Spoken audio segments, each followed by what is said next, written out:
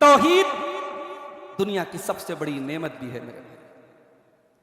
اللہ کے کروڑوں بندے ہیں، ان کروڑوں بندوں میں اللہ تعالیٰ نے ہمیں اور آپ کو اگر چنا ہے اس دین کے لیے، اس ایمان کے لیے، اس توحید کے لیے، اللہ کی اس نعمت کی قدر کرو میرے بھائی. یہ بڑے افسوس کی بات ہے کہ آج کا مسلمان اپنے دین اور اپنے ایمان کی اس نعمت کی قدر نہیں کرتا ہے کہ جب اللہ ہی ساری کائنات کا رب ہے، ہمارا کریٹر ہے، ہمارا مالک ہے، ہماری ایک ایک سانس کا مالک ہے، ہمارے دل کی ایک ایک دھڑکن کا مالک ہے، بگڑی بنانے والا وہ ہے، مصیبتوں کو دور کرنے والا وہ ہے، جلانے مارنے والا وہ ہے، بیماری شفا دینے والا وہ ہے. تو اب عبادت کی جتنی ویرائٹیز ہیں اور عبادت کی جتنی اقسام ہیں وہ ہم صرف اور صرف اللہ کے لیے انجام دیں. رکوع اللہ کی بارگاہ میں، سجدہ اللہ کی بارگاہ میں، دعا اللہ کی بارگاہ میں، نماز اللہ کے لیے، خوف اللہ سے، محبت اللہ سے، امید اللہ سے، قربانی اللہ کے نام کی، قسم اللہ کے نام کی. عبادت کی جتنی ویرائٹیز ہیں ان ساری عبادت کی اقسام کو صرف اور صرف اللہ کے لیے خاص کرنا، یہ توحید کی دوسری قسم ہے اور یہ موسٹ امپورٹنٹ قسم. توحید میں جب تک ہم غیر اللہ کی عبادت کا انکار نہ کریں تب تک توحید کمپلیٹ نہیں ہو سکتی. اللہ کو رب ماننا کافی نہیں ہے، غیر اللہ رب نہیں ہو سکتا یہ بھی ماننا ضروری ہے. اللہ ہماری بگڑی بنانے والا ہے اتنا مان لینا کافی نہیں ہے، اللہ کے سوا کوئی بگڑی بنانے والا نہیں ہے یہ بھی ماننا ضروری ہے. ایک قدم اور آگے بولوں، اللہ ہی ہمارا دستگیر ہے، غوث اعظم ہے، مددگار ہے، یہ ماننا کافی نہیں ہے. اللہ کے سوا کوئی دستگیر نہیں، اللہ کے سوا کوئی غریب نواز نہیں، اللہ کے سوا کوئی بندہ نواز نہیں، اللہ کے سوا کوئی غوث اعظم نہیں. جب تک یہ عقیدہ نہ رکھا جائے توحید مکمل نہیں ہو سکتا. اتنا نازک مسئلہ ہے توحید، لوگوں نے کھیل بنا کے رکھا. فَمَن يَكْفُرْ بِالطَّاغُوتِ وَيُؤْمِن بِاللَّهِ فَقَدِ اسْتَمْسَكَ بِالْعُرْوَةِ الْوُثْقَىٰ. آیت الکرسی کے بعد والی آیت ہے کہ جو طاغوت کا انکار کرے اور اللہ کے اوپر ایمان لائے اس نے اللہ کے مضبوط کڑے کو پکڑ لیا، اس نے توحید کو تھام لیا. محترم علماء کرام، بزرگوں اور دوستوں، نوجوان ساتھیوں، ماں اور بہنوں، پیارے بچوں، مسجد عزیزیہ حیدرآباد میں آج ہم اور آپ مغرب کی نماز کے بعد بیٹھے ہوئے ہیں اور یہ مجلس اس مقصد کے تحت سجائی گئی ہے کہ ہم اللہ کے گھر میں بیٹھ کر کچھ باتیں اس ٹاپک پر سنیں جو ٹاپک قرآن کا ٹاپک. دنیا کی ہر کتاب کا ایک سبجیکٹ ہوتا ہے، ایک ٹاپک ہوتا ہے. کوئی پوچھے کہ بھئی قرآن کا کیا ٹاپک ہے، قرآن کس موضوع کی کتاب ہے، قرآن کا لب لباب کیا ہے، قرآن کا خلاصہ کیا ہے، تو ایک لفظ میں جواب یہ ہے کہ قرآن کا ٹاپک توحید ہے. الحمدللہ رب العالمین سے لے کر کے من الجنت والناس تک پورا قرآن توحید سے بھرا ہوا ہے. اور یہ توحید وہ چیز ہے جو ہماری تخلیق کا مقصد ہے. اللہ تعالیٰ نے ہمیں کیوں پیدا کیا؟ اسی توحید کے لیے پیدا کیا. سورہ ذاریات کی بڑی مشہور آیت میں نے آپ کے سامنے پڑھی ہے، وَمَا خَلَقْتُ الْجِنَّ وَالْإِنسَ إِلَّا لِيَعْبُدُونَ. میرے بندوں، میں نے جنات اور انسان کو صرف اور صرف اپنی عبادت کے لیے، اپنی توحید کے لیے پیدا کیا ہے. ہماری اور آپ کی تخلیق کا مقصد توحید ہے. اور جس طریقے سے دنیا کی ہر چیز جب اپنے مقصد کو پورا نہ کرے تو وہ یوز لیس ہو جاتی ہے. انسان اگر اپنے مقصد تخلیق کو بھلا دے، توحید کو بھلا دے، اس کی زندگی میں شرک آ جائے، اس کی زندگی میں کفر آ جائے، ایسی انسان کی زندگی کا کوئی مطلب نہیں. اس کی زندگی میں اور ایک جانور کی زندگی میں، ایک حیوان کی زندگی میں کیا فرق ہے؟ انسان علم حاصل کرے، پڑھے لکھے، ڈگریوں کی کا انبار لگا دے، دنیا کی نظروں میں دانشور بن جائے، انٹلیکچول بن جائے، لیکن اگر اپنے کریٹر کو نہ پہچانے، اپنے مالک کو نہ پہچانے، اپنے رب کو نہ پہچانے، اس کی بارگاہ میں سر نہ جھکائے، اس انسان کے علم کا کیا فائدہ ہے میرے بھائی؟ سورہ آل عمران کی وہ آیت یاد کیجیے جس میں اللہ تعالیٰ نے عقل مند لوگوں کا ذکر کیا ہے. ان فی خلق السماوات والارض واختلاف اللیل والنہار لآیات لأولی الالباب. بے شک آسمانوں اور زمین کی پیدائش کے اندر، رات اور دن کے آنے جانے کے اندر عقل مندوں کے لیے نشانیاں ہیں. الذین یذکرون اللہ قیاما وقعودا وعلی جنوبہم. اے اللہ، عقل مند کون لوگ ہیں؟ فرمایا عقل مند وہ لوگ ہیں جو اٹھتے بیٹھتے لیٹتے اللہ کا ذکر کرتے ہیں، اللہ کو یاد کرتے ہیں. وَيَتَفَكَّرُونَ فِي خَلْقِ السَّمَاوَاتِ وَالْأَرْضِ، اور وہ آسمانوں کی اور زمین کی تخلیق پر غور کرتے ہیں، وہ اس یونیورس کی تخلیق کے اوپر غور کرتے ہیں، اس کائنات کے اندر غور کرتے ہیں. اب جب غور کرتے ہیں اس دنیا کے اوپر، اس کائنات کے اوپر، تو اس نتیجے تک پہنچتے ہیں ربنا ما خلقت ھذا باطلا، پروردگار تو نے اتنی بڑی کائنات کو بے مقصد تو نہیں بنایا ہے، بیکار تو نہیں بنایا ہے. سبحانک فقنا عذاب النار. دنیا میں ایک عقل مند انسان بھی کوئی کام بغیر مقصد کے نہیں کرتا ہے. ہاں، دنیا میں ایک عام انسان بھی کوئی کام بغیر مقصد کے نہیں کر سکتا ہے. اگر ہم سمجھتے ہیں کہ ہماری زندگی کا مقصد صرف کھانا، کمانا، انجوائے کرنا، لائف میں موج مستی کرنا ہے، اس کا مطلب کہ ہم اللہ تعالیٰ کے اوپر بلیم کر رہے ہیں. اللہ نے اس کائنات کو یوں ہی مذاق کے طور پہ پیدا کر دیا، اس دنیا کو یوں ہی کھلواڑ کے طور پہ پیدا کر دیا. بندہ جب کائنات میں غور کرتا ہے تو اس رزلٹ پر پہنچتا ہے، نہیں ہے اللہ سبحانکا، تو اس سے پاک ہے، تو اس بلیم سے پاک ہے، تو اس الزام سے پاک ہے، تو نے کائنات کو بغیر مقصد کے نہیں بنایا ہے. بندہ جب کائنات پر غور کرتا ہے، اپنی تخلیق کے مقصد کو پا لیتا ہے کہ ہاں اے اللہ، میری زندگی کا مقصد تیری توحید ہے، تجھے راضی کرنا ہے. اور جب بندہ اپنے مقصد کو پہچان لیتا ہے تب اللہ سے دعا کرتا ہے فقنا عذاب النار، اے اللہ تو ہمیں توحید پر چلنے کی توفیق دے اور ہمیں جہنم کی آگ سے بچا دے. یہ توحید وہ چیز ہے میرے بھائی، یہ توحید دنیا کی سب سے بڑی نعمت بھی ہے میرے بھائی. اللہ کے کروڑوں بندے ہیں، ان کروڑوں بندوں میں اللہ تعالیٰ نے ہمیں اور آپ کو اگر چنا ہے اس دین کے لیے، اس ایمان کے لیے، اس توحید کے لیے، اللہ کی اس نعمت کی قدر کرو میرے بھائی. یہ بڑے افسوس کی بات ہے کہ آج کا مسلمان اپنے دین اور اپنے ایمان کی اس نعمت کی قدر نہیں کرتا ہے. کبھی کبھی کافروں اور مشرکوں کی دولت کو دیکھ کر، ان کی دنیاوی زندگی کی رونق کو دیکھ کر، ان کی چکا چوند کو دیکھ کر، ہماری عورتیں ان کی عورتوں کے ڈریس کو دیکھ کر، ان کے لائف اسٹائل کو دیکھ کر کے دھوکہ کھا جاتے ہیں کہ صاحب زندگی تو یہ ہے، موج مستی تو یہ کر رہے ہیں. میرے بھائیوں، دنیا کی ساری دولت بھی اگر کسی کے پاس ہے اور ایمان نہیں ہے، اور ہمارے پاس کچھ نہیں ہے اور ہمارے پاس ایمان ہے، ہم اس سے زیادہ دولت مند ہیں. ہمارے پاس وہ دولت ہے جو کل قیامت کے دن اللہ کی بارگاہ میں کام آئے گی. دنیا کے بڑے بڑے کھرب پتی آئیں گے جن کے پاس دولت کی کمی نہیں، سونے چاندی کی کمی نہیں، ہیرے جواہرات کی کمی نہیں، اللہ کی بارگاہ میں آ کے ریکویسٹ کریں گے، گزارش کریں گے، اے اللہ بڑی دولت چھوڑ کے آیا تھا، ساری دولت تو لے لے اے اللہ، بس ہمیں جہنم کی آگ سے بچا لے. اللہ تعالیٰ اعلان فرمائے گا ان الذین کفروا وماتوا وهم کفار فلن يقبل من احدهم ملء الارض ذهبا. جو لوگ ایمان کے بغیر دنیا سے چلے گئے، توحید کے بغیر دنیا سے چلے گئے، وہ زمین بھر کے سونا بھی اگر لے کے آ جائیں، ان کا سونا اللہ کی بارگاہ میں قبول نہیں کیا جائے گا.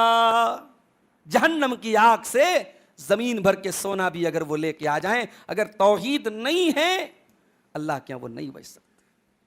یہ اتنی بڑی دولت ہے میرے بھائی. مسلمان اگر دنیا میں پریشانی اور مصیبت کی انتہا پر بھی اگر ہے، اگر اس کے پاس توحید کی دولت ہے تو وہ کبھی مایوس نہ ہو میرے بھائی. تیرے پاس وہ ہے جو کروڑوں لوگوں کے پاس نہیں، تیرے پاس وہ ہے جو آخرت میں تجھے نجات دلائے گا. اسی لیے اللہ قرآن میں بار بار میں تاکید کرتا ہے وَلَا تَمُوتُنَّ إِلَّا وَأَنْتُمْ مُسْلِمُونَ، اے میرے بندو تمہیں موت نہ آئے مگر اسلام کی حالت میں، توحید کی حالت میں، مرتے دم تک اس توحید کی حفاظت کرنا ہے۔ اسی لیے اللہ کے نیک بندے دعا کرتے ہیں ربنا لا تزغ قلوبنا بعد اذ هديتنا وهب لنا من لدنك رحمة انك انت الوهاب، پروردگار جب تو نے ہم کو ہدایت سے نوازا ہے، ہم کو توحید سے نوازا ہے، تو اے اللہ اب دوبارہ ہم شرک کی گندگی کی طرف نہ جائیں، ہم کفر کی دلدل کی طرف نہ جائیں، ہمیں ہمارے دل کو تو ہر قسم کی گمراہی سے بچا کے رکھ، ہمیں دین کے اوپر تو ثابت قدم رکھ۔ اللہ کے نبی ایک دعا کرتے تھے اللہم انی اعوذ بک من الحور بعد الکور، اے اللہ مجھے کور کے بعد حور سے بچا۔ یہ کور کا کیا مطلب ہوتا ہے اور حور کا کیا مطلب ہوتا ہے؟ یہ ہمارے حضرت صدر صاحب ہمارے سلیم بھائی انہوں نے پگڑی پہنی امامہ، اس کو عربی میں امامہ بولتے ہیں، ہمارے ہاں امامہ بولتے ہیں، امامہ نہیں امامہ ہوتا ہے، امامہ عین کے کسرہ کے ساتھ۔ تو یہ جو امامہ ہے اس کو جب لپیٹتے ہیں تو اس کو عربی میں کور بولتے ہیں، اور جب اس کو کھولتے ہیں تو اس کو عربی میں حور بولتے ہیں۔ اللہ کے نبی دعا کر رہے ہیں کہ اے اللہ جب توحید کے بندھن میں میں بندھ گیا، ایمان کے رشتے میں میں جڑ گیا، اب یہ رسی ڈھیلی نہ پڑنی پائے، اس رسی کو تو کھلنے سے بچا لے۔ اللہم انی اعوذ بک من الحور بعد الکور، یہ پیارے نبی کی دعا ہے، کتنی پیاری دعا ہے۔ یہ توحید وہ دولت ہے میرے بھائی جس کی حفاظت کی نبی اکرم دعا کیا کرتے تھے۔ واللہ آج ہمارے دل کو بڑی تکلیف پہنچتی ہے جب ہم دیکھتے ہیں کہ ہماری قوم کی بہنیں، ہماری قوم کی بیٹیاں آج کسی کے پیار اور محبت کے میٹھے بول کی وجہ سے اور کسی سے عشق کے جھانسے میں آ کر ایمان کا سودا کر لیتی ہیں، توحید کو چھوڑ دیتی ہیں۔ یہ توحید تو وہ دولت ہے میرے بھائی، صحابہ کرام نے اپنے ماں باپ قربان کر دیے، اپنے بچے قربان کر دیے، اپنا گھر بار قربان کر دیا۔ یہ توحید تو وہ دولت ہے جس کو بچانے کی خاطر سب کچھ قربان کر دیا جائے۔ آج اس توحید پر ہمیں کچھ بات کرنا ہے۔ توحید کا مطلب کیا ہوتا ہے؟ عربی زبان میں توحید کا مطلب ہوتا ہے کسی چیز کو ایک کرنا اور ایک جاننا۔ شریعت کی ٹرم میں توحید کس کو بولتے ہیں؟ شریعت کے ٹرم میں 3 چیزوں کا نام توحید ہے۔ توحید کا ایک مطلب یہ ہوتا ہے کہ اللہ تعالیٰ کے بارے میں یہ عقیدہ رکھنا کہ اللہ ہی ساری کائنات کا کریٹر ہے، ساری کائنات کا سسٹینر ہے، ساری کائنات کا منتظم ہے، انتظام کرنے والا ہے، چلانے والا ہے، بارش اتارنے والا وہی ہے، ہواؤں کو چلانے والا وہی ہے، موت دینے والا وہی ہے، زندگی دینے والا وہی ہے۔ یہ توحید کی پہلی قسم ہے، اس کو کہتے توحید ربوبیت، اللہ کو رب ماننا۔ اور آپ کی نالج کے لیے یہ بات بتا دوں کہ توحید کی اس قسم کو مکہ کے کافر بھی مانتے تھے، مکہ کے کافر بھی اس توحید کو مانتے تھے، اس توحید پہ جھگڑا نہیں تھا۔ وَلَئِن سَأَلْتَهُمْ من خلق السماوات والارض ليقولن اللہ، اے نبی اگر آپ ان سے پوچھیں کہ کون ہے جس نے آسمانوں اور زمین کو پیدا کیا ہے، ایک ہی جواب دیں گے اللہ ہے۔ مکہ کے کافر یہ جواب دیں گے کہ اللہ ہے۔ اس توحید پر جھگڑا نہیں تھا، جھگڑا ہے توحید کی دوسری قسم کے اوپر کہ جب اللہ ہی ساری کائنات کا رب ہے، ہمارا کریٹر ہے، ہمارا مالک ہے، ہماری ایک ایک سانس کا مالک ہے، ہمارے دل کی ایک ایک دھڑکن کا مالک ہے، بگڑی بنانے والا وہ ہے، مصیبتوں کو دور کرنے والا وہ ہے، جلانے مارنے والا وہ ہے، بیماری شفا دینے والا وہ ہے، تو اب عبادت کی جتنی ورائٹیز ہیں اور عبادت کی جتنی اقسام ہیں وہ ہم صرف اور صرف اللہ کے لیے انجام دیں۔ رکوع اللہ کی بارگاہ میں، سجدہ اللہ کی بارگاہ میں، دعا اللہ کی بارگاہ میں، نماز اللہ کے لیے، خوف اللہ سے، محبت اللہ سے، امید اللہ سے، قربانی اللہ کے نام کی، قسم اللہ کے نام کی، عبادت کی جتنی ویرائٹیز ہیں ان ساری عبادت کی اقسام کو صرف اور صرف اللہ کے لیے خاص کرنا، یہ توحید کی دوسری قسم ہے اور یہ the most important قسم ہے، یہ سب سے اہم ہے، اور اسی پر سارا جھگڑا ہے۔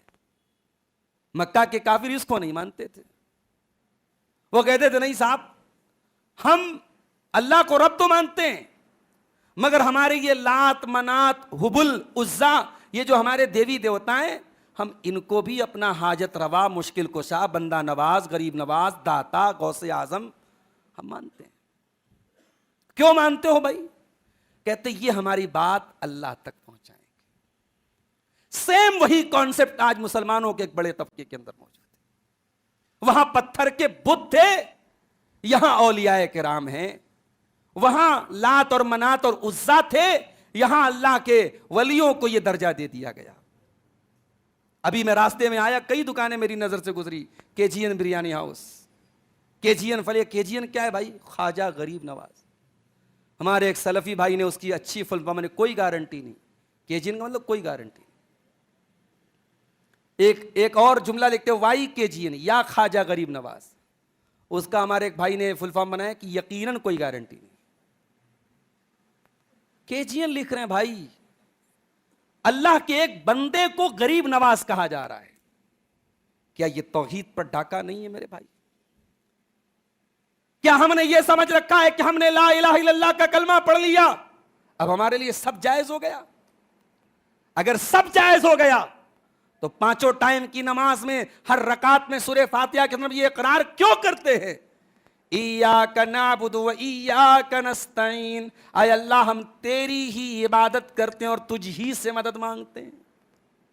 ہمارا معبود بھی تو ہے, ہمارا مشکل کشا بھی تو ہے, ہماری ضرورتوں کو پورا کرنے والا بھی تو ہے.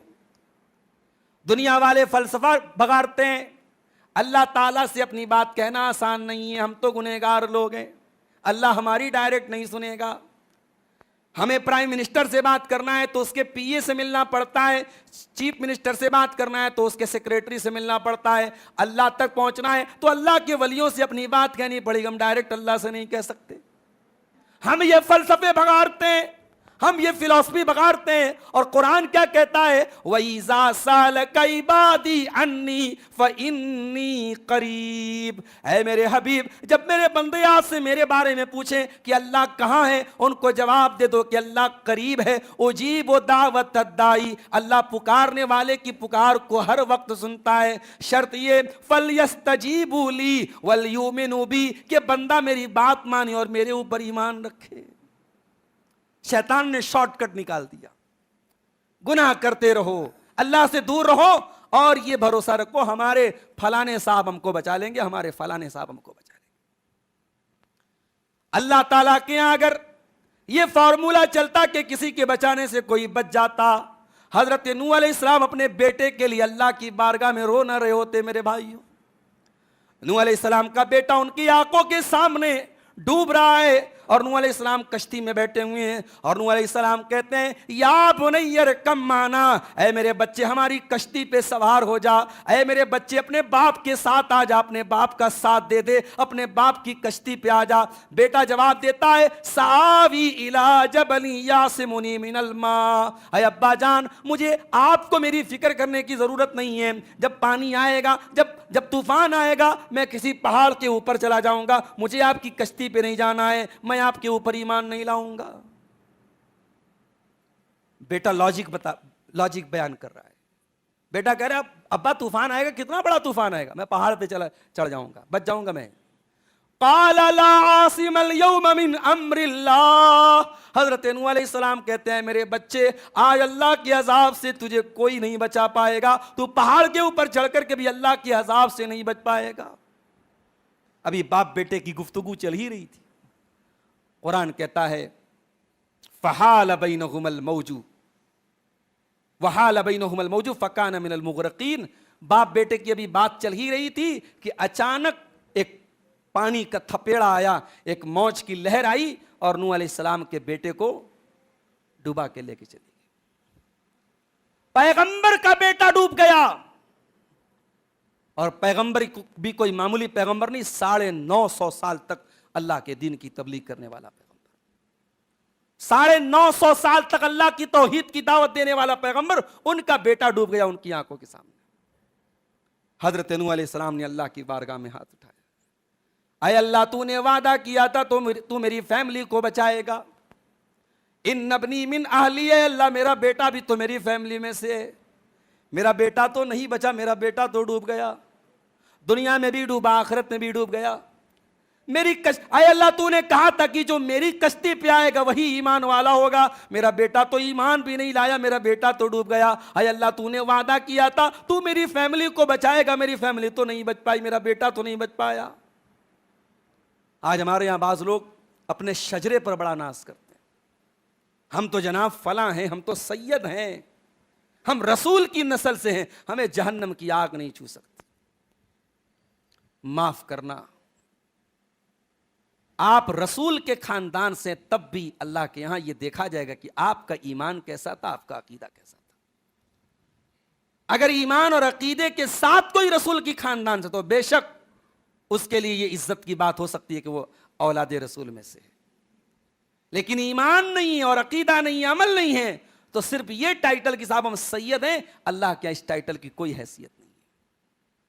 اللہ کے پیارے نبی فرماتے ہیں من بطأ بہ عملہ لم یسرع بہ نسبہ، جس کا عمل اس کو پیچھے کر دے، اس کا نسب، اس کا خاندان اس کو آگے نہیں کر سکتا اللہ کی بارگاہ۔ نوح علیہ السلام کہہ رہے کہ اللہ میرا بیٹا کیوں ڈوب گیا، تو نے کیوں نہیں بچایا؟ اللہ نے پہلے ڈانٹ پلائی، کہا کہ اے نوح ان ابنک لیس من اہلک، تیرا بیٹا تیرے اہل میں سے نہیں ہے، تیرا بیٹا تیرے پریوار میں سے نہیں ہے، انہو عمل غیر صالح، تیرے بیٹے کا عمل خراب تھا، تیرے بیٹے کا ایمان صحیح نہیں تھا، تیرے بیٹے کا عقیدہ صحیح نہیں تھا۔ ہم نے ضرور وعدہ کیا تھا ہم تیری فیملی کو بچائیں گے، مگر تیری فیملی سے تیری ایمان والی فیملی مراد ہے، تیری کافر فیملی مراد نہیں۔ اللہ کے ایمان کا رشتہ چلتا ہے، اللہ کے نسب کا رشتہ اور خون کا رشتہ نہیں چلتا ہے۔ اور اللہ نے پھر حضرت نوح علیہ السلام کو سمجھایا کہ انی اعیذک، اے نوح میں تمہیں نصیحت کرتا ہوں کہ مجھ سے کوئی ایسا سوال مت کرنا جس کا تمہیں حق نہیں ہے۔ یہاں صاف تکیہ لگا کے بیٹھے فلانے بچا لیں گے، فلانے بچا لیں گے، کہنے والے تو یہاں تک کہتے ہیں اللہ کے پلے میں وحدت کے سوا کیا ہے، لینا ہے جو لے لیں گے دربار محمد سے۔ کہنے والے تو یہاں تک کہتے ہیں وہی جو مستوی عرش تھا خدا ہو کر اتر پڑا مدینے میں مصطفیٰ ہو کر۔ اس غلو نے نبی کی شان میں، اولیاء کی شان میں یہ حد سے زیادہ تجاوز کرنے نے آج امت کا بیڑا غرق کر کے رکھا ہے، اور امت نے اس توحید کی دولت کو گنوا دیا جو توحید کی دولت ہمارے پیارے نبی ہم کو دے کے گئے تھے۔ توحید الوہیت، اللہ ہی عبادت کے لائق ہے، اللہ ہی دعا کے لائق ہے۔ آج توحید الوہیت سے امت سب سے زیادہ دور ہے۔ شہر حیدرآباد میں آپ نکل جائیں، کتنے مزارات آپ کو ملیں گے، بزرگوں کے نام پر دکانیں سجی ہیں، بے حیائی کا پورا سیلاب ہے۔ کون سا ایسا گناہ ہے اور کون سی ایسی خباثت ہے جو وہاں آپ کو نظر نہیں آئے گی، اور اسے نام دیا جا رہا ہے دین کا۔ یہ میرے نبی کا دین تو نہیں ہے، یہ قرآن و سنت والا دین تو نہیں ہے میرے بھائی۔ میرے نبی کا دین تو وہ ہے، اللہ کے پیارے نبی کا انتقال ہوتا ہے سوموار کے دن 12 ربیع الاول کی تاریخ کو، اور انتقال سے ایک دن پہلے جب آپ کی زبان سے الفاظ بھی صحیح طریقے سے نہیں نکل رہے تھے، اس عالم میں آپ نے بڑی بے چینی اور بے قراری کے عالم میں آپ نے کہا تھا الا لعنت اللہ علی الیہود والنصارى اتخذوا قبور انبیائہم مساجد، اللہ کی لعنت ہو یہود و نصارہ کے اوپر، انہوں نے اپنے نبیوں کی قبروں کو سجدہ گاہ بنا لیا ہے۔ او لوگو، تم میری قبر کو سجدہ گاہ نہ بننے دینا، میری قبر کو تم بت نہ بننے دینا، میری قبر کے اوپر تم سجدے نہ کرنے لگنا۔ جس بات کا خطرہ اللہ کے پیارے نبی کو اپنی امت کے بارے میں تھا، امت نے اسی چیز کو اپنا لیا میرے پیارے ساتھی۔ اور یہ بات بھی یاد رکھو، کوئی یہ نہ سمجھے کہ مسلمان جو اپنے آپ کو مسلمان جس نے کہہ دیا، کلمہ پڑھ دیا، وہ شرک نہیں کر سکتا، یہ غلط فہمی بھی دور کر لو۔ اللہ کے پیارے نبی نے اس کی بھی پیشن گوئی کی ہے، لا تقوم الساعۃ حتی تلحق قبائل من امتی بالمشرکین، قیامت اس وقت تک نہیں آئے گی جب تک میری امت کے کچھ قبیلے مشرکوں کے ساتھ مل نہیں جائیں گے، وَحَتَّى يَعْبُدُ الْأَوْثَانَ، اور میری امت کے اندر بھی بت پرستی ہونے لگے گی۔ حضرت ابو ہریرہ کا نام سنا ہے؟ بولو بھائی، کہاں کے رہنے والے تھے؟ یمن کے، یمن کے رہنے والے تھے، ان کے قبیلے کا نام تھا قبیلے دوس۔ ان کا بہت بڑا قبیلہ تھا، دوس قبیلہ، اسی سے ابو ہریرہ رضی اللہ عنہ۔ اب ایک حدیث میں سنانے جا رہا ہوں، حدیث کے راوی حضرت ابو ہریرہ ہے، صحیح مسلم کی حدیث ہے۔ اللہ کے نبی فرماتے ہیں لا تقوم الساعۃ حتی تضطرب علیات نساء دوس حول ذی الخلصہ، قیامت اس وقت تک نہیں آئے گی جب تک قبیلہ دوس کی عورتیں ذوالخلصہ نامی بت کے آگے اپنے کولے نہیں مٹکائیں گی، اس کا چکر نہیں لگائیں گی۔ میں ایگزیکٹ لفظی ترجمہ کر رہا ہوں، اس کو آپ یہ مت سمجھے میں مبالغہ کر رہا ہوں، ابھی میں نے جو لفظ استعمال کیا حدیث کے الفاظ کا ایگزیکٹ ترجمہ کر رہا ہوں۔ قبیلے دوس کی عورتیں، یہ کون سا قبیلہ ہے؟ ابو ہریرہ رضی اللہ عنہ کا اپنا قبیلہ ہے، اور امانت داری دیکھو حضرت ابو ہریرہ کی، نبی کی حدیث کو ایز اٹ از بیان کر رہے ہیں۔ یہ نہیں سوچا میرے قبیلے کی برائی ہو رہی ہے، میرے قبیلے کی عورتوں پر اتنا بڑا، ان کے بارے میں اتنی بڑی بات کہی جا رہی ہے۔ ابو ہریرہ رضی اللہ تعالیٰ عنہ کی امانت دیکھو کہ نبی سے جو الفاظ سنے اس کو من وعن امت کو بیان کر دیا کہ پیارے نبی نے فرمایا قیامت کے پہلے وہ دور بھی آئے گا جب قبیلے دوس کی عورتیں ذوالخلصہ نامی بت کا طواف کریں گی، یعنی اس امت کی عورتوں کے اندر شرک ہوگا، اور آج ہم وہ حالات دیکھ رہے ہیں میرے پیارے ساتھی۔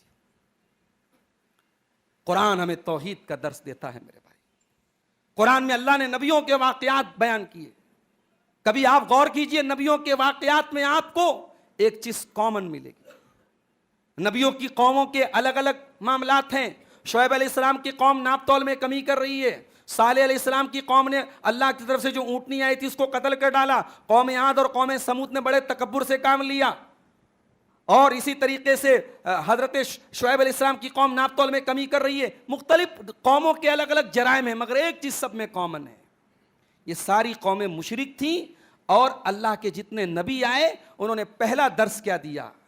یا قوم اعبدوا اللہ ما لکم من الہ غیرہ، اے میری قوم کے لوگوں اللہ کی عبادت کرو، اللہ کے سوا تمہارا کوئی معبود نہیں۔ سارے نبیوں کا کامن میسج ہے توحید، اور سارے نبیوں کی زندگی میں بھی توحید ہے۔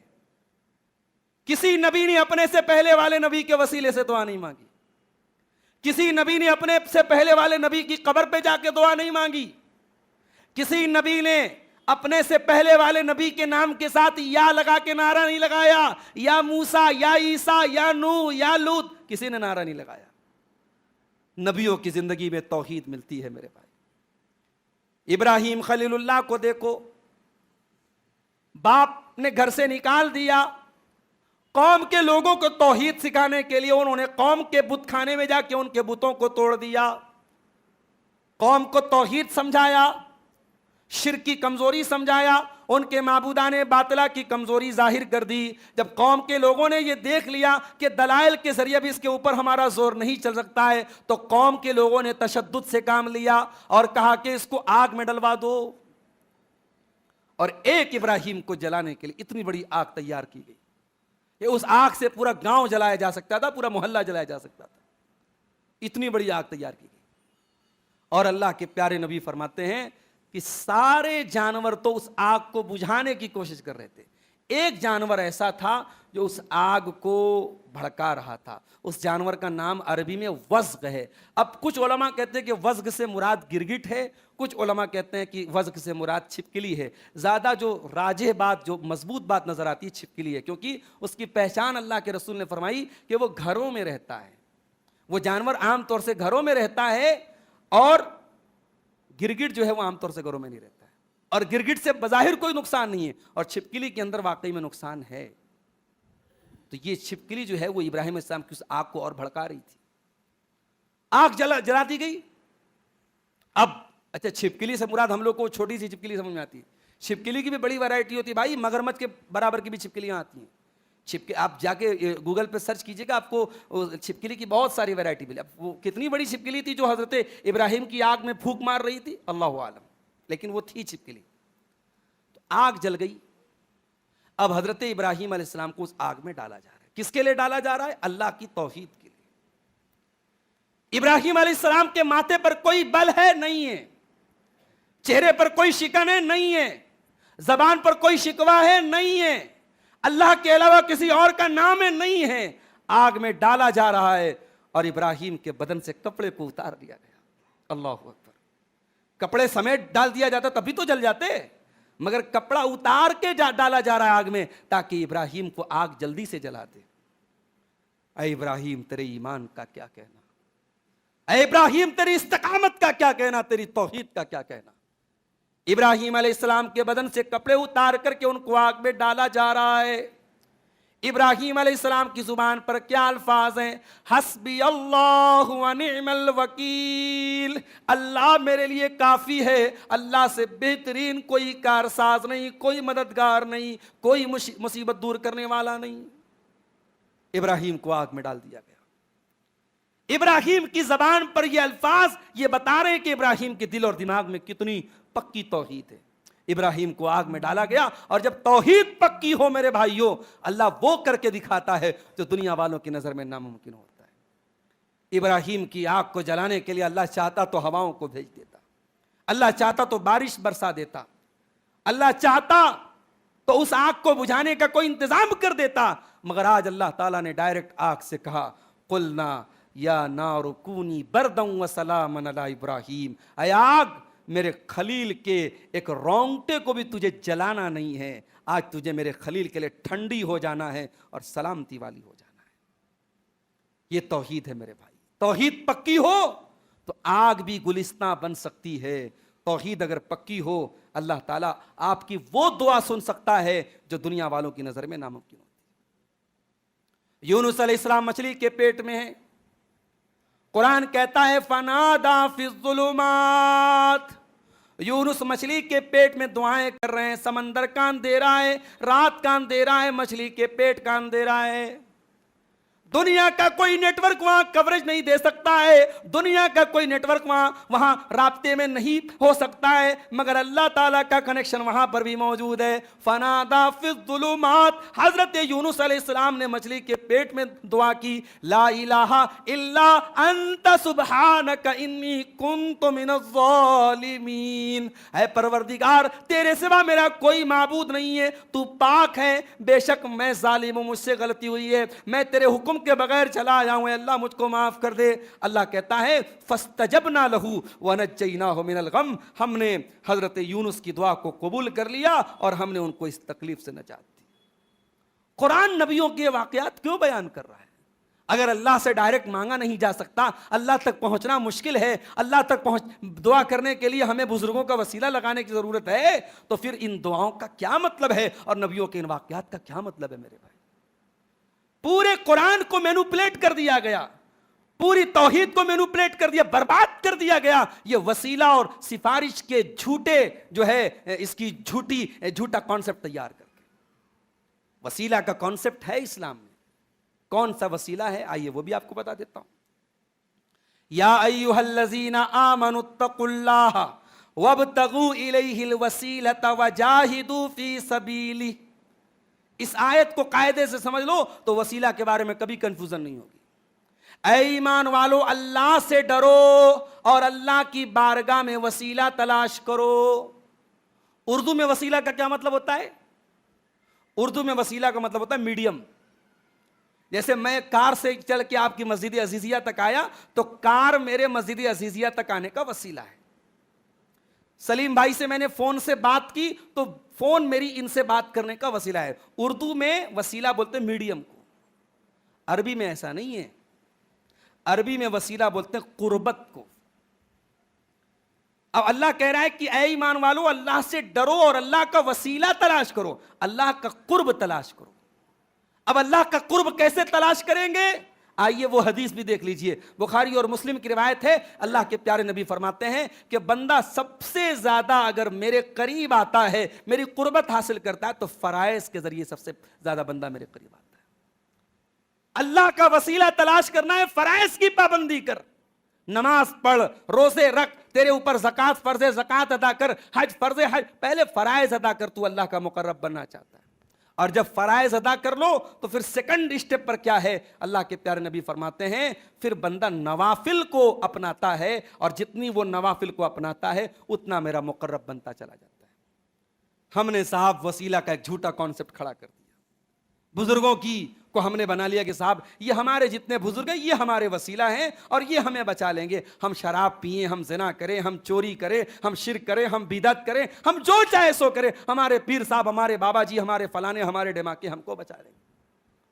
یہاں اللہ کے پیارے نبی اپنی بیٹی فاطمہ سے کہتے ہیں، اپنی پھوپھی صفیہ سے کہتے ہیں، اپنے چچا عباس سے کہتے ہیں کہ اے میرے چچا عباس، اے میری پھوپھی صفیہ، اے میری بیٹی فاطمہ، انقذوا انفسکم من النار، اپنے آپ کو جہنم کی آگ سے بچا لو. فإنی لا اغنی عنکم من اللہ شیئا، میں اللہ کے عذاب کے مقابلے میں تمہاری کوئی مدد نہیں کروں گا. اور میرا جملہ نوٹ کر لو، اگر توحید نہیں ہے سرکار کا دامن قیامت کے دن نصیب نہیں ہوگا. ہمارے ایک جملہ بولتے ہیں نا، سرکار کا دامن تھام لیں گے. سرکار کا دامن، رسول کا دامن، اور رسول کی شفاعت اسی انسان کو حاصل ہوگی جو قیامت کے دن توحید کو لے کے آئے گا.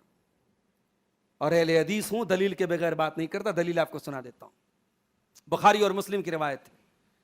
اللہ کے پیارے نبی کے بڑے پیارے صحابی حضرت ابو ہریرہ رضی اللہ تعالیٰ عنہ کہتے ہیں، میں نے پوچھا ہے اللہ کے نبی، وہ کون خوش نصیب انسان ہوگا جو قیامت کے دن آپ کی سفارش پائے گا، آپ اس کے حق میں شفاعت کریں گے؟ تو حضرت ابو ہریرہ حدیث کے راوی سوال کر رہے ہیں کہ اے اللہ کے رسول، وہ کون سا خوش نصیب انسان ہے جو قیامت کے دن آپ کی سفارش پائے گا؟ ہم لوگ سوال کیا کرتے ہیں؟ ایک صاحب نے بھی سوال کیا، خانہ کعبہ کا سب سے پہلے طواف کس نے کیا؟ ایک بھائی پوچھتے ہیں، آدم علیہ السلام نے جنت میں جو پیڑ کا پھل کھایا تھا کون سا پیڑ تھا؟ آم کا تھا کہ امرود کا تھا کہ کیوی کا تھا؟ کون سا تھا وہ؟ حابیل اور قابیل میں جس عورت کی وجہ سے لڑائی ہوئی اس لڑکی کا نام کیا تھا؟ امام ابو حنیفہ کے استاد تھے امام ابراہیم نخعی. ان سے کسی نے پوچھا کہ ابلیس، جنات میں بھی تو میل فیمیل ہوتے نا، تو ابلیس کی فیمیل کا نام کیا، ابلیس کی بیوی کا نام کیا ہے؟ انہوں نے کہا کہ میں اس کے نکاح میں گیا نہیں تھا. بڑے فضول قسم کے سوالات آج ہمارے بیچ میں ہوتے ہیں، جن سوالات کا نہ کوئی دنیا کا فائدہ ہے نہ دین کا فائدہ ہے. صحابہ کرام سے سوال کرنے کا بھی ہنر سیکھو میرے بھائی. کتنا پیارا سوال ہے، کتنا امپورٹنٹ سوال ہے.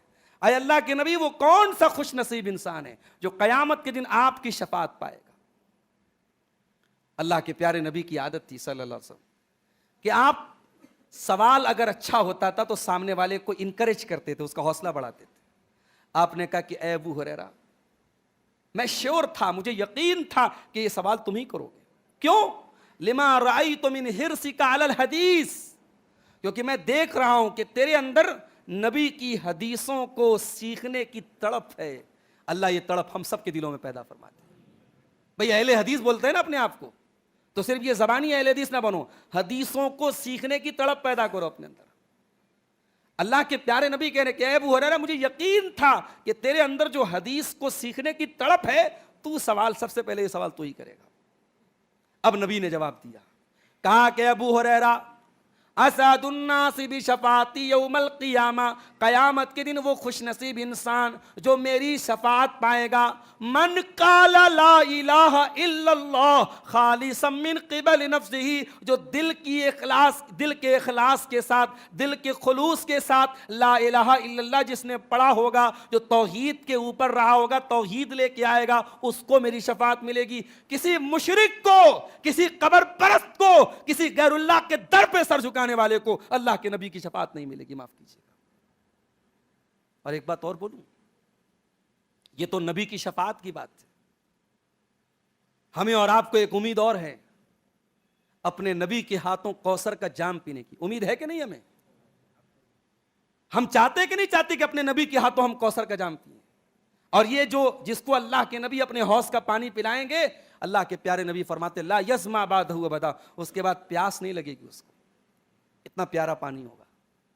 یہ پانی بھی کسی مشرک کو نصیب نہیں ہوگا اور کسی بدعتی کو نصیب نہیں ہوگا. آئیے وہ بھی، اس کی بھی حدیث آپ کو سنا دیتا ہوں. صحیح مسلم کی حدیث ہے، اور یہ حدیث دل کھول کے ذرا سننا، کان نہیں دل کھول کے سننا، بڑی پیاری حدیث ہے. اللہ کے پیارے نبی صلی اللہ علیہ وسلم بقیع کے قبرستان میں جاتے ہیں اور وہاں جا کر کے آپ دعائیں مغفرت کرتے ہیں. جو بقیع کے قبرستان میں جو لوگ دفن ہیں، کبھی آپ کو عمرہ کرنے کا موقع ملے، کبھی بقیع کے قبرستان پہ جائیے. اللہ اکبر. ہمارے یہاں تو زندگی بھر گانجا اور چرس اور ہیروئن پینے والے بھی مر جاتے تو 2 فٹ کی ان کی قبر بنتی ہے اور وہ کوئی بابا بن جاتے ہیں. ہمارے بنارس میں ایک پاگل بابا بھی ہے. پاگلوں کی مزاریں بنی ہیں اس ہندوستان میں. بلی کی مزار ہے. آپ کے گلبرگہ شہر میں چلے جائیے, خواجہ بندہ نواز کی درگاہ کے اندر میں نے دیکھا خواجہ صاحب کی بیٹی نے طوطا پالا تھا, طوطے کی بھی مزار موجود ہے.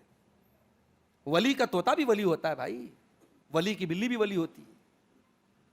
یہاں بقیع کے قبرستان میں 10,000 سے زیادہ صحابہ کرام کی قبریں ہیں.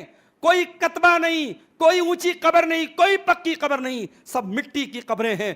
دور تک نظر ڈالو, کوئی نشان نہیں, کوئی پہچان نہیں. اور یہ وہ اللہ کے ولی ہیں, قیامت کی صبح تک ان کے جیسا ولی کوئی پیدا نہیں ہو سکتا. یہ نبی کے صحابہ ہیں. اس روئے زمین پر اللہ کے نبیوں کے بعد اگر سب سے مقدس کوئی جماعت ہے تو صحابہ کی جماعت ہے. یہ بقیع کے قبرستان میں اللہ کے پیارے نبی جاتے ہیں اور وہاں جا کے مغفرت کی دعا کرتے ہیں. اس کے بعد اپنے صحابہ کے پاس آ پاتے ہیں اور کہتے ہیں میرے صحابہ وددت انی لقیت اخوانی, میری آرزو ہے کہ میں اپنے بھائیوں سے ملاقات کروں. صحابہ نے کہا اولسنا اخوانک یا رسول اللہ, اے اللہ کے رسول کیا ہم آپ کے بھائی نہیں ہیں؟ کہا کہ انتم اصحابی, تم میرے صحابہ ہو, تم میرے بھائی نہیں ہو. پھر آپ کے بھائی کون ہیں؟ قربان جاؤں میں اپنے نبی کے اوپر, میرے ماں باپ قربان ہو اللہ کے رسول کے اوپر, میری جان قربان ہو اللہ کے رسول کے اوپر. آنے والی تمام نسلوں کے لیے یہ حدیث ایک بہت بڑی خوشخبری ہے. اللہ کے نبی فرماتے ہیں میرے بھائی وہ لوگ ہیں جو بعد میں آئیں گے, جنہوں نے میرا دیدار نہیں کیا ہوگا, جنہوں نے میرا زمانہ نہیں پایا ہوگا, جنہوں نے میرے ساتھ غزوات میں شرکت نہیں کی ہوگی, مگر میرا کلمہ پڑھیں گے, میرے اوپر ایمان رکھیں گے, مجھ سے محبت کریں گے, وہ میرے بھائی ہوں گے. اور میں اپنے ان بھائیوں سے ملنا چاہتا ہوں. کتنی بڑی خوشخبری ہے ہمارے ہم جیسے گنہگاروں کے لیے میرے بھائی. ہم جو بغیر دیکھے اپنے نبی سے محبت کرتے ہیں, ہم نے نبی کی صحبت نہیں اٹھائی, ہم نبی کے ساتھ غزوات میں شریک نہیں ہوئے, ہم نے نبی کی خدمت کا کوئی موقع نہیں پایا, مگر آج بھی نبی کی وفات کے واقعات حدیثوں میں پڑھتے ہیں تو آنکھوں سے آنسو آ جاتے ہیں. نبی کی تکلیفوں کا ذکر پڑھتے ہیں اور سنتے ہیں تو دل لرز اٹھتا ہے. اس نبی سے محبت ہم گنہگاروں کے دل میں کہیں نہ کہیں موجود ہے. اور میرے نبی کہتے ہیں میں اپنے بھائیوں سے ملنا چاہتا ہوں. صحابہ نے کہا اللہ کے نبی آپ پہچانیں گے کیسے اپنے بھائیوں کو؟ آپ کی امت کی پہچان کیا ہوگی؟ آپ نے فرمایا میری امت کی پہچان یہ ہوگی جیسے کسی کے پاس بہت سارے اونٹ ہیں اور وہ اونٹ سرخ رنگ کے ہیں یا کالے رنگ کے ہیں. ان اونٹوں میں کچھ اونٹ ایسے ہیں جن کی پیشانی, اس کے پاس بہت سارے گھوڑے ہیں اور ان گھوڑوں میں کچھ گھوڑے ایسے ہیں جن گھوڑوں کی پیشانی اور جن گھوڑوں کے پیر سفید ہیں, چمکدار ہیں, روشن ہیں. تو اگر لاکھوں اس کے پاس گھوڑے ہیں اور ان گھوڑوں میں کچھ چمکدار گھوڑے ہیں جن کی پیشانی چمک رہی ہے, جن کے پیر چمک رہے ہیں, تو کیا اپنے ان گھوڑوں کو نہیں پہچانے گا؟ صحابہ نے کہا ہاں پہچان لے گا.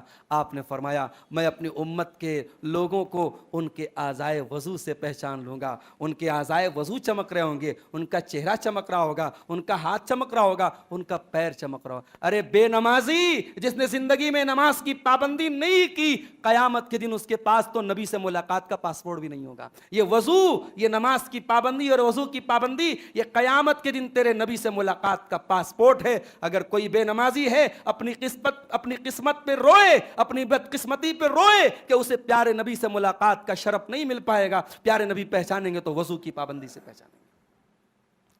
اس کے بعد اللہ کے پیارے نبی فرماتے ہیں پھر کچھ ایسے بھی لوگوں کو لایا جائے گا کہ جب وہ میرے حوض کے اوپر آئیں گے اور میں ان کو حوض کوثر کا پانی پلانا چاہوں گا, لا یزادون کما یزاد البعیر الضال, ان کو ہکا دیا جائے گا, بھگا دیا جائے گا جیسے اونٹوں کے ریوڑ میں کوئی دوسرا اونٹ آ جائے اور اس کو بھگا دیا جائے, اس کو ہکا دیا جائے. ان لوگوں کو میرے حوض سے ہکا دیا جائے گا. صحابہ نے پوچھا ہے اللہ کے نبی کیوں ہکا دیا جائے گا؟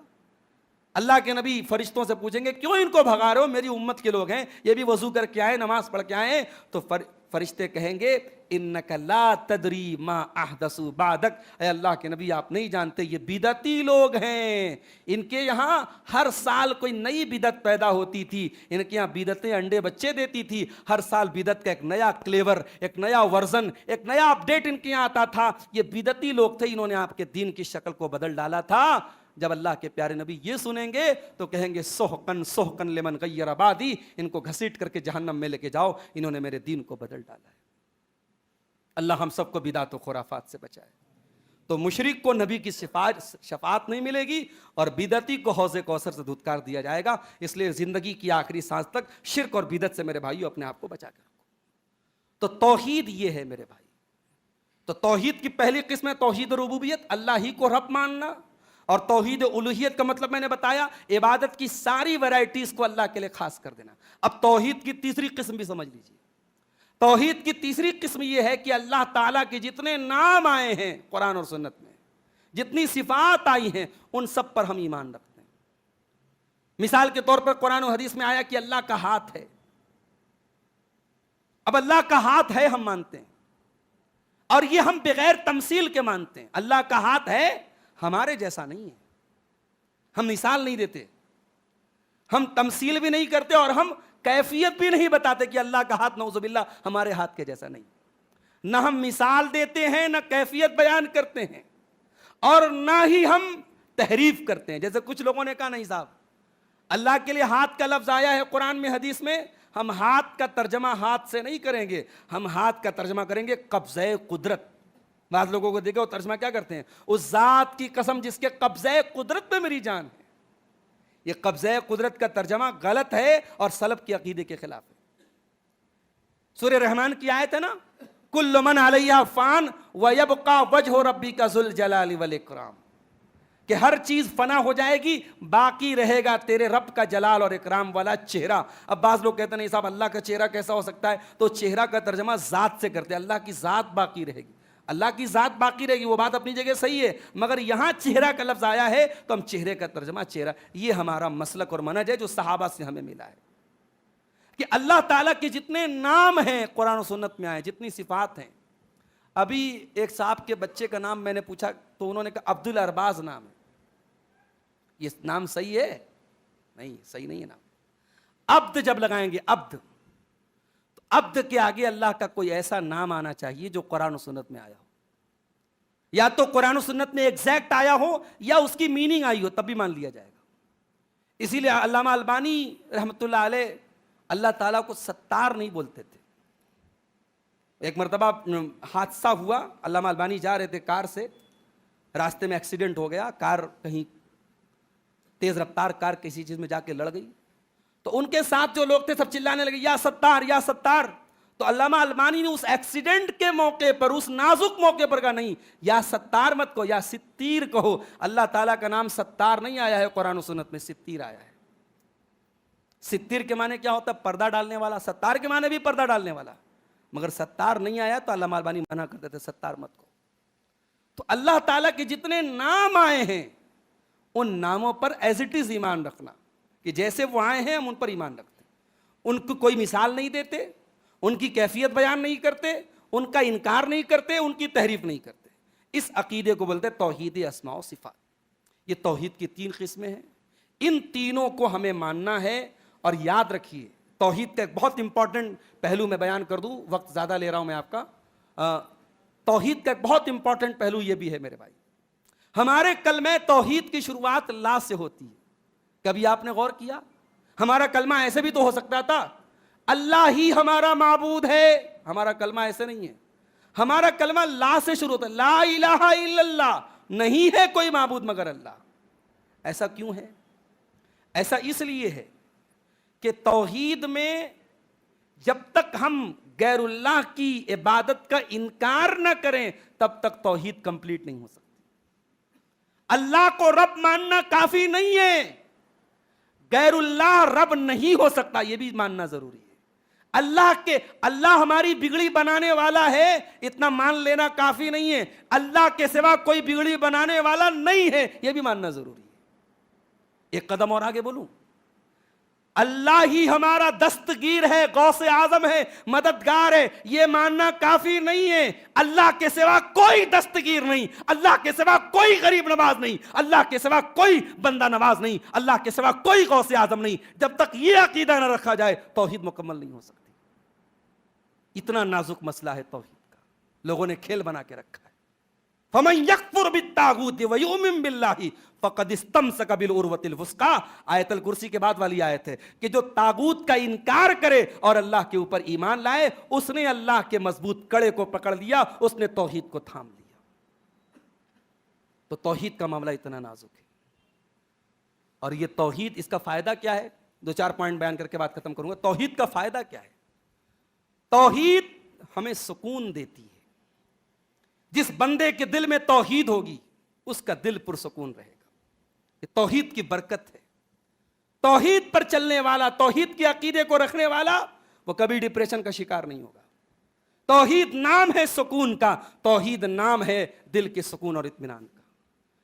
فَمَن يُرِدِ اللَّهُ أَن يَهْدِيَهُ يَشْرَحْ صَدْرَهُ لِلْإِسْلَامِ، جس کو اللہ تعالیٰ ہدایت دینا چاہتا ہے اس کے سینے کو کھول دیتا ہے۔ وَمَن يُرِدْ أَن يُضِلَّهُ يَجْعَلْ صَدْرَهُ ضَيِّقًا حَرَجًا كَأَنَّمَا يَصَّعَّدُ إِلَى السَّمَاءِ، اور جس کو اللہ تعالیٰ گمراہ کر دیتا ہے اس کے سینے کو تنگ کر دیتا ہے، اور وہ ایسا محسوس کرتا ہے جیسے بڑی مشکل سے وہ اونچائی کی طرف چڑھ رہا ہے۔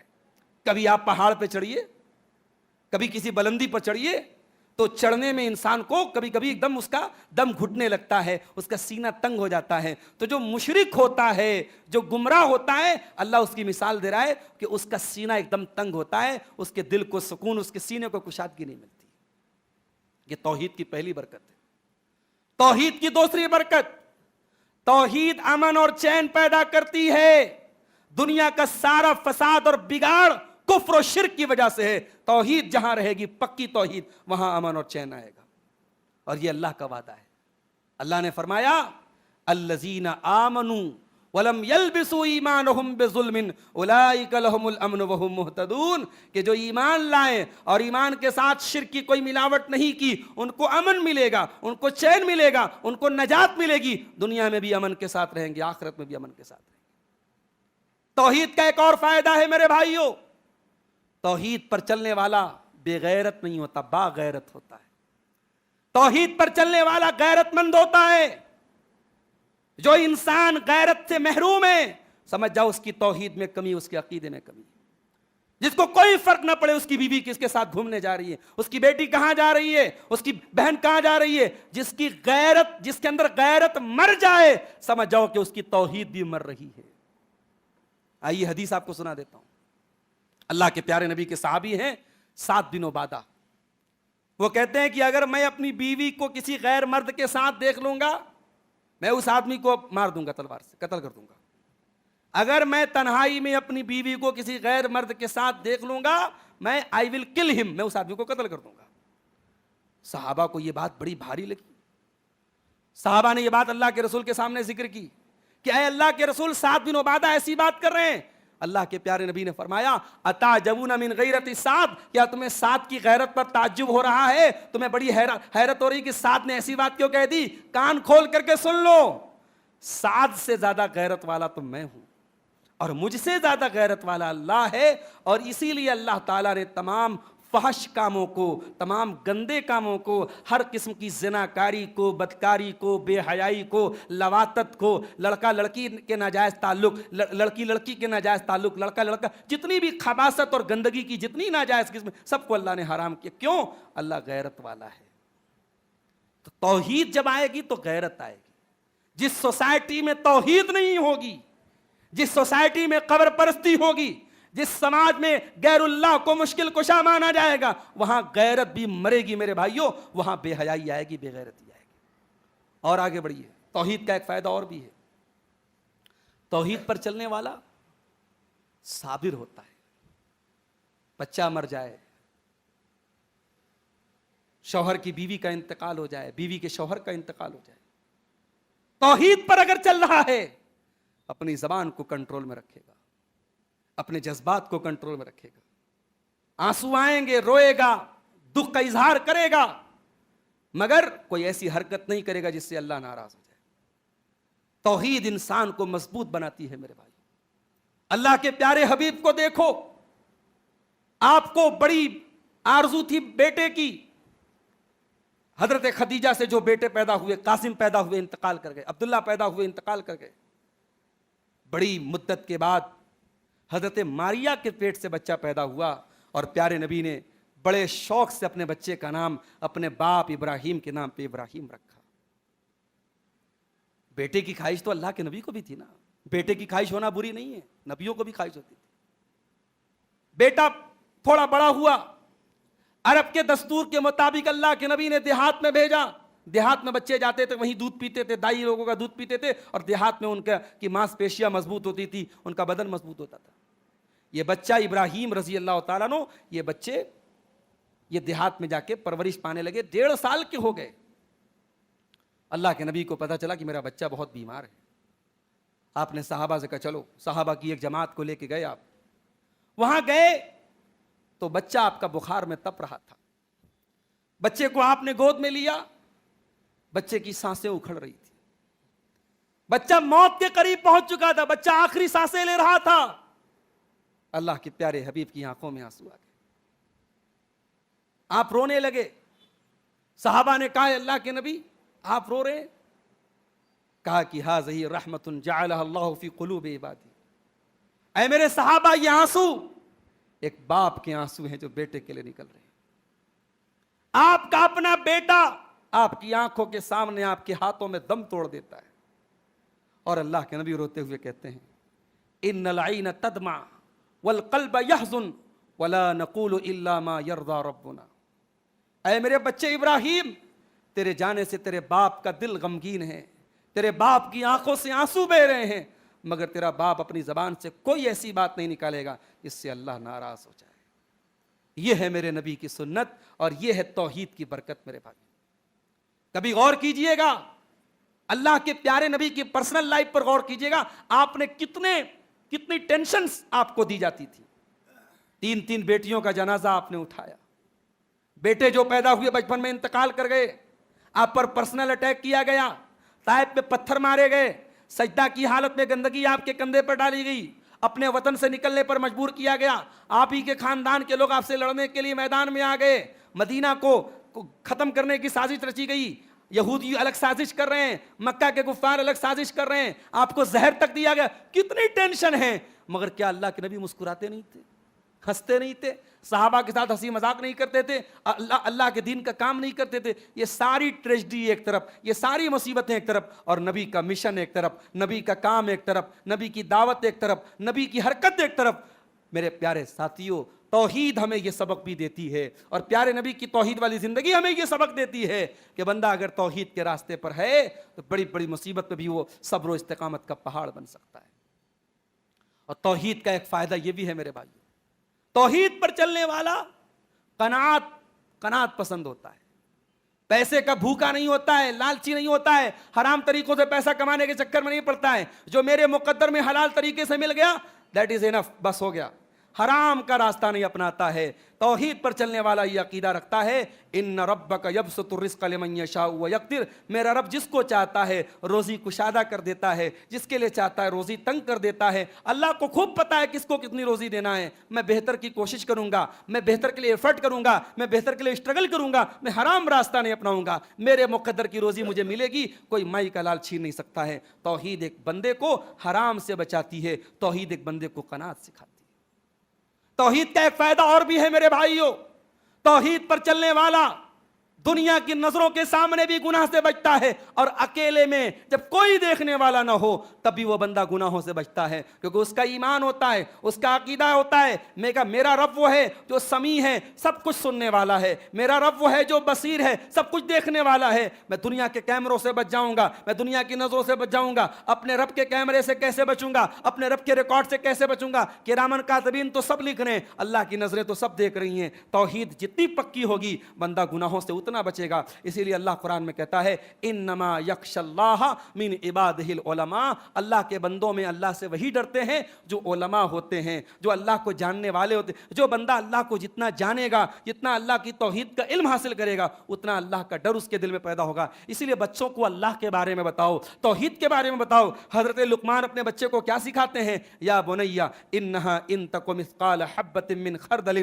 فتکن فی صخرۃ او فی السماوات او فی الارض یاتی بہ اللہ، اے میرے بچے ایک رائی کے دانے کے برابر بھی اگر کوئی چیز کسی چٹان کے نیچے ہوگی، آسمانوں میں کہیں ہوگی، زمین میں کہیں ہوگی، یاتی بہ اللہ، اللہ اس رائی کے دانے کے برابر چیز کو بھی سامنے لے آئے گا۔ میرے عزیزوں، میرے بھائیوں، میرے بزرگوں، یہ توحید وہ چیز ہے جو آپ کے دل میں اللہ کا خوف پیدا کرتی ہے، جو آپ کو گناہوں سے بچاتی ہے، مشکل سے مشکل حالت میں بھی توحید آپ کو مضبوطی دیتی ہے، آپ کو ڈھارس بتاتی ہے۔ توحید پر چلنے والا کبھی سوسائڈ نہیں کرتا، توحید پر چلنے والا کبھی ڈپریشن کا شکار نہیں ہوتا، کہ دنیا کے سارے راستے جب بند ہو جائیں، توحید پر چلنے والا جانتا ہے کہ میرے رب کا راستہ ابھی بھی کھلا ہے، میرے رب کا در ابھی بھی کھلا ہے، میرا رب ابھی بھی میری بگڑی بنا سکتا ہے۔ یہ عقیدہ انسان کو ٹوٹنے نہیں دیتا ہے، انسان کو بکھرنے نہیں دیتا ہے۔ اس لیے میرے بھائیوں، اپنی توحید کو مضبوط کرو، اپنے عقیدے کو مضبوط کرو۔ اور یہ توحید کیسے مضبوط ہوگی؟ قرآن و سنت کا مطالعہ کرنے سے اور قرآن و سنت پر عمل کرنے سے، اللہ اور اس کے رسول کی اطاعت کرنے سے۔ اپنی زندگی میں دین کو لاؤ، اپنی زندگی میں توحید کو لاؤ، آپ اپنی زندگی میں چینجنگ دیکھیں گے، آپ اپنی لائف اسٹائل میں بدلاؤ دیکھیں گے۔ اگر آپ کی توحید کمزور ہوگی، آپ بہت سارے معاملات میں فیل ہو جائیں گے۔ ہم اللہ سے دعا کرتے ہیں رب العالمین ہمیں توحید اور سنت کے راستے پہ چلنے کی توفیق عطا فرما۔ اے اللہ ہمارے وہ بھائی جو توحید سے دور ہیں، شرک و بدعت کی کھائی میں پڑے ہوئے ہیں، اے اللہ انہیں زندگی میں مرنے سے پہلے توحید کے راستے پہ واپس آنے کی توفیق عطا فرما۔ رب العالمین ہمارے وہ بھائی جو اولیاء کرام کے بارے میں، نبیوں کے بارے میں غلو کرتے ہیں، ان کی شان میں حد سے تجاوز کرتے ہیں، اے اللہ تو انہیں نبیوں کا اور ولیوں کا صحیح مقام سمجھنے کی توفیق عطا فرما۔ رب العالمین ہمارے دلوں میں اے اللہ تو اپنے نبی کے صحابہ کی اور نبی کے اہل بیت کی سچی محبت پیدا فرما۔ جو ہم میں بیمار ہیں اے اللہ ان کو شفاء کامل عاجل عطا فرما، جو روزی روٹی سے پریشان ہیں ان کے کاروبار میں برکت نصیب فرما۔ اے اللہ ہماری مساجد کے سلسلے میں، ہمارے اداروں کے سلسلے میں، ہماری اوقاف کے سلسلے میں جو ناپاک منصوبے بنائے جا رہے ہیں، جو سازشیں رچی جا رہی ہیں، اے اللہ ہمارا عقیدہ ہے تو خیر الماکرین ہے۔ دنیا والوں کی پلاننگ اپنی طرف ہے اور تیری پلاننگ اپنی طرف ہے، اور تیری پلاننگ سب کی پلاننگ پر حاوی ہے۔ اے اللہ تو ان مکاروں کے مکر و فریب کو فیل کر دے۔ اے اللہ تو اپنے گھر کی اور اپنے مساجد کی اور ہماری دینی عمارتوں کی حفاظت تو خوب کرنا جانتا ہے۔ اے اللہ ہم مجبور و بے بس ہیں، تو ہماری مدد فرما۔ اے اللہ ہمارے اندر جو بھی کمزوریاں ہیں تو ان کو دور کرنے کی ہم سب کو توفیق عطا فرما۔ رب العالمین ہمارے ملک کو فرقہ پرستوں کے شر سے محفوظ فرما، ظالموں کے ظلم سے محفوظ فرما۔ جب تک دنیا میں زندہ رکھ اسلام پر زندہ رکھ، اور ہم سب کا خاتمہ ایمان پر ہو، آمین۔ وآخر دعوانا الحمدللہ رب العالمین، والسلام علیکم ورحمۃ اللہ وبرکاتہ۔